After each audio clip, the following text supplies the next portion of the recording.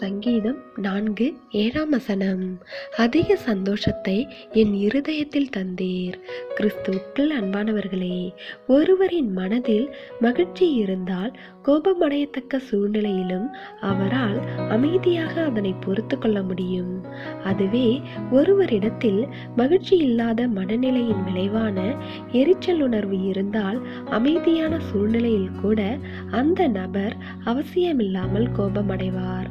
அதுவே கர்த்தருடைய வழியில் நடப்பது என்பது சில விஷயங்களை சகித்து பொறுத்து தாங்கி ஏற்றுக்கொண்டு வாழ்வதை முக்கியமாக கொண்டது.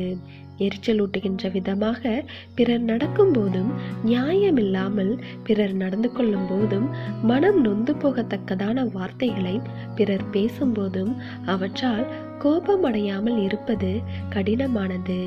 அப்படியானால் இது போன்ற நேரங்களில் தேவன் விரும்புகின்ற விதமாக அமைதியுடன் செயல்படுவது எப்படி என்று சிந்திக்க வேண்டும். தேவ சமூகத்தினால் நம்முடைய இருதயத்தை சந்தோஷமாக்கிக் கொள்ள பழகி இருந்தால் இது எளிதானது. கர்த்தருடைய ஐக்கியத்தில் வாழ்வதில் போதிய ஆர்வமுடையவர்களாக இருக்க வேண்டும். அது மாத்திரமல்ல, தேவனை நம்மோடு இருக்கின்றவராக காண்பதும் நாம் தேவனோடு இருக்கின்றவர்களாகவும் நம்மை காண விரும்புவதும் தேவ பிரசன்னத்தில் வாழ உதவி செய்யும். எனவே தேவன் நம்மோடு இருப்பதை சத்தியத்தின் அடிப்படையிலும் விசுவாசத்தின் அடிப்படையிலும் உறுதி செய்ய வேண்டும். அப்போது நம்மிடம் ஒரு விசேஷ விதமான சந்தோஷத்தை காண முடியும்.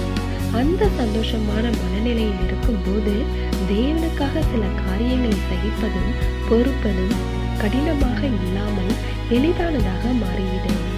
எனவே தேவ பிள்ளைகளே, தேவனுடைய ஐக்கியத்தில் வாழ்வதை விரும்பி ஏற்றுக்கொண்டு வாழ வேண்டும்.